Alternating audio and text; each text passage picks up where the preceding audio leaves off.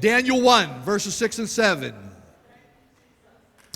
Among those who were chosen were some from Judah: Daniel, Hananiah, Mishael, and Azariah. The chief official gave them new names. To Daniel,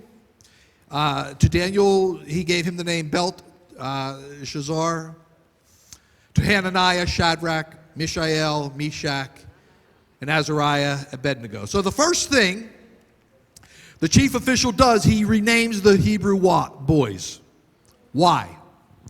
Because their names all reflected who they were and who they represented. In ancient societies, one of the first things a conquering power would do to the people when they conquered them was to change their names. Why? Because it had a demoralizing effect. Because by changing their names, they robbed them of their history, they robbed them of their heritage, they robbed them of their culture, they robbed them of their identity, they stripped them of who they really were. You see, because the name Daniel, anytime you see E-L at the end of a name, Michael, Daniel, Nathaniel, it means something of God. Or like A-H at the end, something of Jehovah, A-H, when you see that in any name. So we have Daniel means the judgment of God. Hananiah means I have found God's grace. Mishael means godlike or to be like God. And Azariah means Jehovah has helped. But you see, they were all now given Babylonian names so that they would forget their godly heritage. They wanted them to have a new Babylonian identity. So I'm trying to tell somebody this morning, be careful how Babylon tries to re-identify you. See, Babylon wants to relabel you somebody. Verses 8 through 10. This is good. But Daniel resolved, somebody say resolved, not to defile himself with the royal food and wine. And he asked the chief official for permission not to defile himself this way. Verse 9, somebody say, now God. Now God had caused the, see, first you have the resolved. Oh, some of you missed that. I'll get you later. Now God has caused the official to show favor and compassion to Daniel. Verse 10, but the official told Daniel, I'm afraid of my lord the king, who has assigned your food and drink. Why should he see you looking worse than the other young men your age? The king would then have my head because of you. In other words, this brother is saying, listen, you want me to go to the, wait, you're in captivity, but yet you want me to go to the king on your behalf because, listen, if you study Nebuchadnezzar, that dude was evil. That dude was evil. If he didn't like you, he would take the man, take his family, put them in front of him, slaughter each and every one of them. When he was done, he would gouge out the eyes of the man and let him live, because the last thing he would have seen was his family being... I'm talking evil. Now, wait. You want me to go to this brother on your behalf? I don't know about y'all, but I like my head like right where it's attached. How about you, man? I like it right there. So in verse 8, the Bible says that Daniel resolved not to defile himself. In other words, he was not going to partake of the food and the drink that was offered to the Babylonian idols. He resolved. He drew the line in the sand. In other words, if you want to provide my education, if you want to feed me, that's fine, but I will not violate my godly principles. I will not violate my godly convictions. I will not violate my faith. Listen, saints, listen. This Bible, our Christian faith, our belief system must be much more to us than just our head knowledge.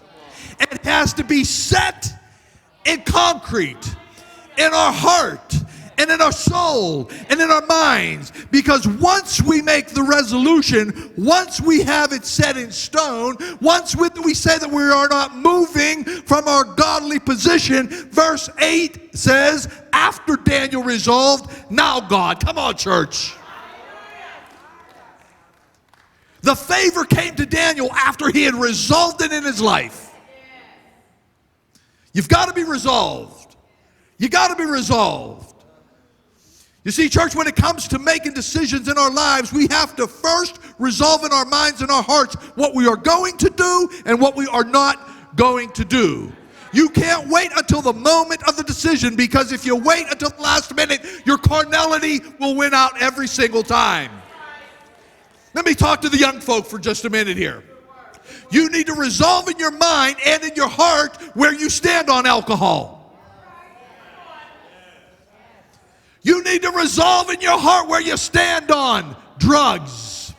You need to stand and have a resolve before you think about taking that first cigarette. Oh, come on, I'm trying to help somebody here this morning.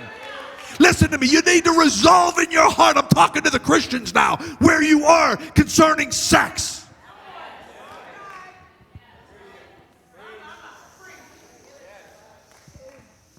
Listen, somebody, because temptation is going to come. It's not an if, it's a when. You've got to be resolved in your heart. I'm talking to the church now. Where do you stand on Jesus Christ? Do you believe that he's the way, the truth, and the life, and no other name under heaven? You better resolve it. You better resolve it. Like the young lady in, where was that? Colorado. Columbine.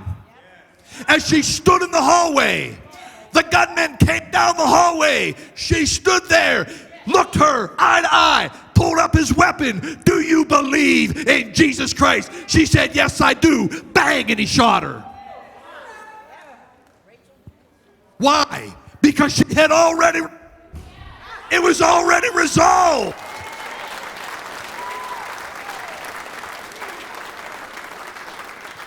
My God. Listen. If your convictions aren't resolved, when the time of temptation comes, you're going to get caught flat-footed. Now, once captured, I'm sure that Daniel rehearsed many scenarios in his mind on how his faith in Jehovah would be challenged. He knew all about the Babylonians. He knew that they were pagans and idol worshipers. Daniel knew his faith would be challenged throughout his life in Babylon. But he never capitulated. He stood strong. Therefore, God blessed him abundantly throughout his whole life, even while living in Babylon. Daniel didn't survive Babylon. Daniel thrived Babylon. Come on, Judah. We're not surviving C-19. We're thriving C-19. Somebody in the house of Judah, please give our God a praise. Hi, I'm Pastor Michael Urisha, and I hope you enjoyed today's short word. If you liked and agreed with this message, please hit the share button and share it with everyone you know. Together, we could proclaim this gospel of Jesus Christ to the ends of the earth. And now, if you'd like to watch the message in its entirety, simply click on the link below. God bless you, my friend, and we hope to see you here next time as together we go beyond.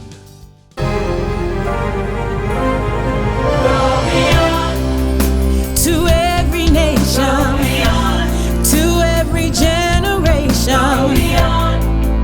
to all creation, to proclaim the gospel of Jesus Christ. To every nation, every generation,